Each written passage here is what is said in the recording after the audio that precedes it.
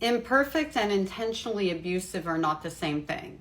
And with regard to the type of grandmother my mother was attempting to be to my children, when I was creating boundaries and trying to make sure that she treated my children with equal amounts of love, not evenly, completely, because they're two different ages, they have different interests, that sort of thing, but in a way that was equitable and kind to both of my children. Not telling my children to keep secrets from me, not exposing my daughter to adult materials that were going to be, and were very emotionally damaging. A 5-year-old should not be having a nightmare from watching Poltergeist and then not be able to tell her mummy because she was told to lie to her mummy and keep a secret.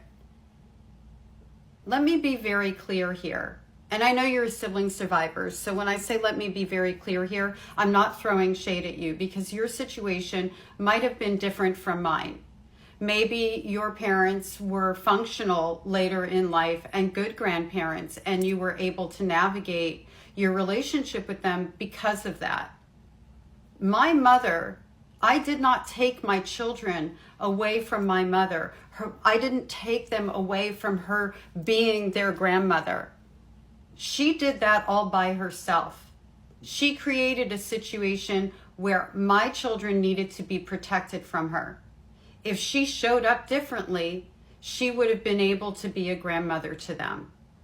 And I would have loved that because it makes me sad that my children didn't have that experience from my mother, just like it makes me sad that I didn't have the experience of having a mom.